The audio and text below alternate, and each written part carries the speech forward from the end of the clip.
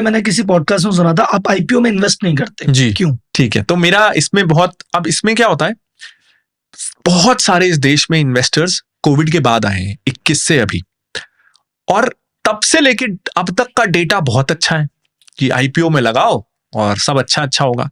लेकिन अगर मैं जूम आउट करूं पिछले 60 सालों में इंडिया में या दुनिया भर में, तो 10 में से 6 आईपीओ लिस्टिंग डे के दिन लॉस करते हैं, लॉन्गर टर्म डेटा, और 10 में से 7 आईपीओ 1 साल बाद अपनी लिस्टिंग प्राइस के नीचे होते हैं। अब ऐसा क्यों होता है? ऐसा सिंपल तरीके से इसलिए होता है कि अगर मेरे पास कोई जमीन है जिसकी फेयर वैल्यू 1 करोड़ है और मैं उसे बेचना चाहता हूं, तो मैं क्या चाहूंगा कि मेरी जमीन मैं 80 लाख में बेचूं या 1 करोड़ 20 लाख में बेचूं या 1.5 करोड़ में। मेरा माल है, मैं उसे ज्यादा से ज्यादा प्राइस में बेचना चाहूंगा। कंपनीज में ये बात और बढ़ जाती है। मैं 5 साल से फिनोलॉजी चला रहा हूं, मैंने बहुत मेहनत की है, बहुत कुछ किया है अपनी कंपनी के लिए। मैं कभी आईपीओ लाऊंगा नहीं, क्योंकि मैं बिलीव नहीं करता तो मैं लोगों को कैसे चिपकाऊं।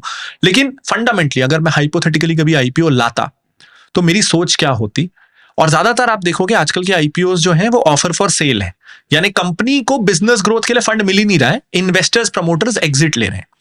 अब इसमें अगर मैं भी ये सेम काम कर रहा हूं, मैं फिनोलॉजी का आईपीओ ला रहा हूं, और मैं ये नहीं कहता कि उनका इंटेंशन खराब है, लेकिन हम हमेशा अपनी चीज को, अपने एफर्ट्स को ओवर वैल्यू करते हैं। मैं फिनोलॉजी की फेयर वैल्यू कभी लगा ही नहीं सकता, मेरे लिए वो हमेशा मार्केट प्राइस से 2x होगी, मुझे हमेशा जरूरत से ज्यादा पोटेंशियल दिखेगा।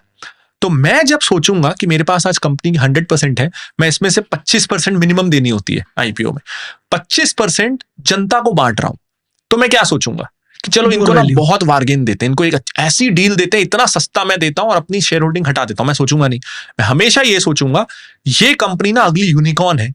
एक शेयर अगर 500 रुपए का बिकना चाहिए था, मैं उसे इंडिया की बेस्ट पीआर एजेंसी हायर करूंगा, 10 करोड़ उन्हें दूंगा।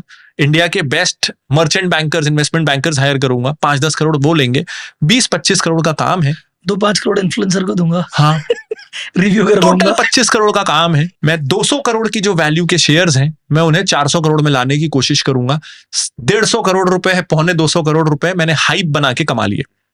मेरा बिलीफ है कि यही हो रहा है। और स्टार्टअप में अच्छा एक और चीज है, जिस आईपीओ की जितनी हाइप बनी उतना ज्यादा वो फटा है। बिल्कुल, हुंडई है ना, जितना ज्यादा हाइप बनी, जितना और वेट है कब आएगा कैसा आएगा, तो हुंडई फटा, पेटीएम फटा, ओला इलेक्ट्रिक भी कुछ समय ऊपर गया फिर वापस नीचे आया। अच्छा ये लॉस मेकिंग वाले जो है इनके साथ तो और ज्यादा, क्योंकि बेसिकली जैसे अपन कहते हैं कि वैल्यूएशन निकालनी है, तो वैल्यूएशन के लिए प्रॉफिट पी रेशियो ईपीएस, अब इधर तो ईपीएस ही नहीं है, पी नहीं है, तो जो मन में आ गया वो कर दिया। तो ये फैंसी टर्म्स बनाते हैं, ये एबिटा बताएंगे आपको, ये कैश फ्लो लेवल पे पॉजिटिव हो गए, ऑपरेटिंग कैश फ्लो लेवल पे, ये फैंसी टर्म्स बनाएंगे जो किसी को समझ में ना आए। नहीं इबिटा, आजकल इबिटा तो पुराना होगा, नया बनाया है, एडजस्टेड इबिटा। एडजस्टेड इबिटा, ये क्या है?